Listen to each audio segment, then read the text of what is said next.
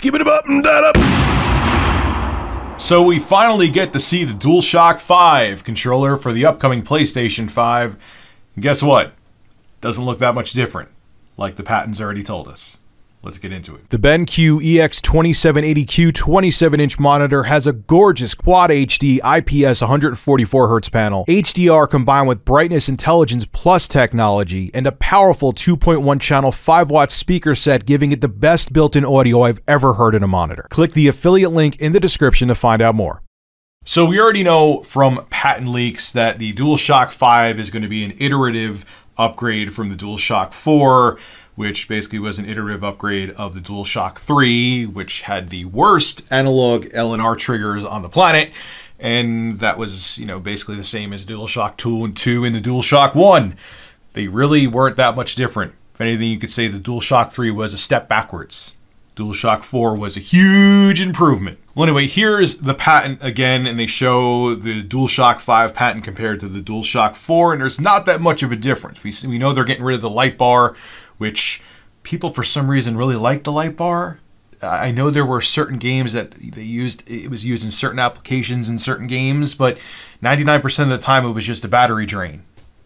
Not really sure, and you hold the controller like this so you didn't even see the light. So what was the point? I don't really understand why people liked it. But hey, if you enjoyed the light bar, I'm sorry. It seems like it's going away with the DualShock 5, which means better battery life. And we also know too, they're going to have adaptive L&R triggers that if you're pulling a bow on a bow and arrow, you're going to feel more tension in the analog sticks. If you're on different terrains, like if you're on ice, you're going to feel that it's slipperier in the analog stick. If you're on mud, it's going to have more friction, things like that. They're going to have USB-C, blah, blah, blah, blah, blah. So again, and the haptic feedback too, instead of them having rumble with motors in the controller, they're kind of going to do similar to what phones do, where it's going to be more refined feeling and more realistic feeling, the haptic feedback in the DualShock 5. So, and USB-C. Thank you, USB-C. No more micro USB. Some people like micro USB. I'm not, how could you like micro USB better than USB-C? Well, anyway, a developer decided, I should say, it was a smart idea to show in full, in the flesh, a couple of the PlayStation 5 dev kits. We already know what these look like. And the reason why they look the way they do is so they could be stacked. So they could be stackable and be on top of each other. I said before, and most people agree now, it's not what the PS5 is going to look like. Other dev kits from previous generation Sony consoles, the dev kits look nothing like the actual console except the PlayStation 2. That dev kit would look somewhat close to what the PlayStation 2 looked like, but still it was much bigger and still different. But right next to it, you see it plugged in via USB here. There is a supposed DualShock 5. And guess what?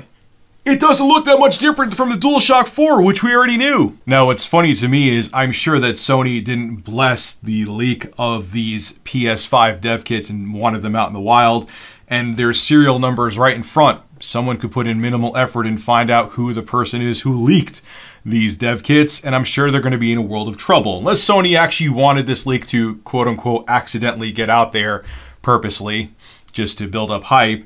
But besides that, whatever happens to that developer, that's their own problem. If you look at the PS5 controller, if my screen doesn't freak out here, yeah, it just looks a little bit thicker than a PS4 controller. I mean, you can't tell that much from this image, but it backs up the patents. It looks like the grips on the bottom of the controller where you put your hands, they look fatter and they look thicker. The D-pad looks a little bit more pronounced. And yeah, it's plugged into one of the dev kits. Maybe the controller's not on. You're not seeing a light bar. So what we're seeing here in this image, even though we can't go too much in what we're seeing because it's just one still image, is basically backing up what we saw in the patents. So yeah, I mean, I had no complaints about the DualShock 4 other than the fact that it didn't have great battery life. That's it. Was a pretty damn comfortable controller, was a hell of a lot more comfortable than the DualShock 3 and the 3 generations of the DualShock. So if Sony's just refining and putting more features inside of the DualShock 5 and just making it better than the DualShock 4 and kind of keeping the design the same and maybe making it a little bit more ergonomic, I'm okay with that.